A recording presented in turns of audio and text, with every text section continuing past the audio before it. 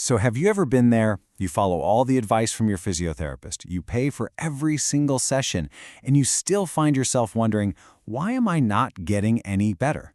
Well, you are definitely not alone. In this explainer, we're going to pull back the curtain on the official standards that separate truly effective care from, questionable practice. And look, this isn't just a feeling.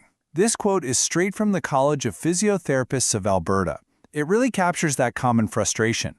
What happens when the treatment you pay for just doesn't lead to results? It's a question that cuts right to the heart of what good physiotherapy should actually be. The regulatory bodies themselves are asking this exact question. Yeah, are you selling snake oil? It's a pretty blunt way to put it, but wow, it frames the issue perfectly. Are you, as the patient, getting care that's designed to work? Or are you being sold something that promises a cure but just doesn't deliver? Okay, let's dive into this snake oil question.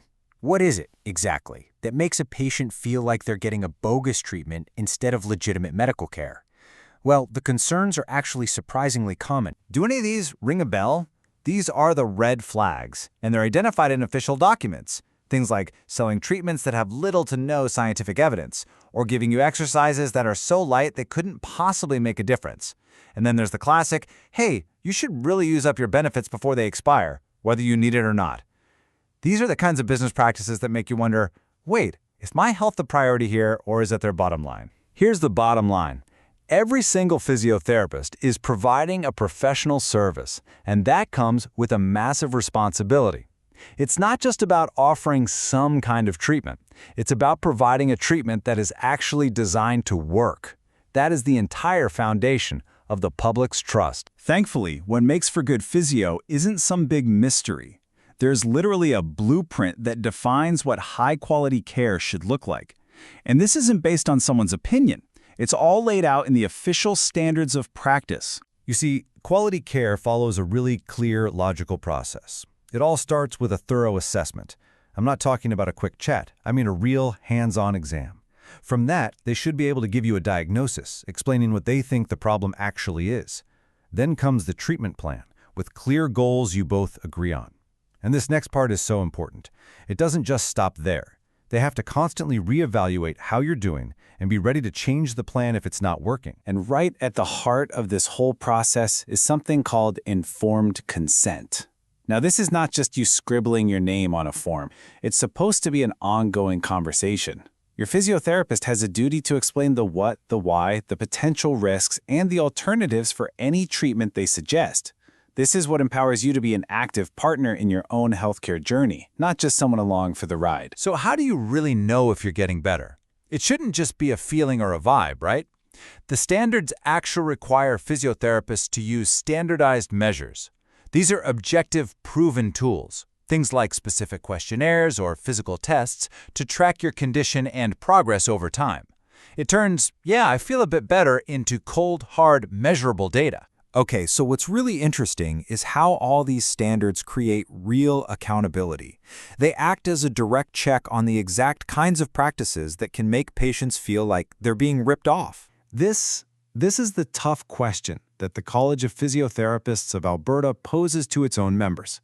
It's the ultimate gotcha moment for any professional who just keeps a patient coming back for a treatment that clearly isn't working. And you know what? The standards have a direct, non-negotiable answer, and the answer is right here, written in the rules. It says a physiotherapist must reevaluate you, they must adjust the plan, and, this is the critical part, they must discontinue services that aren't working anymore. They're only supposed to provide services that are clinically necessary and have to avoid letting their own financial gain cloud their professional judgment. It's all there in black and white. Now, we often hear this argument, right? My clinical experience tells me this works. And hey, experience is valuable. But the standard isn't just about experience. It's about evidence-informed practice. Think of it like a three-legged stool. It combines the best available scientific evidence with that valuable clinical judgment and, just as important, with your goals and values as the patient. All three legs have to be there for it to be stable. If you want a really simple rule to take away from all this quote from the Alberta College is pure gold. At every single appointment, something should change. Either what you report, that's the subjective part, or the objective measurements the therapist takes, or the treatment itself. If you're going week after week and all three of those things are exactly the same, that's a huge red flag that your care has stalled out. So, what does this all add up to? Well, these standards, they're not just a boring rule book for therapists.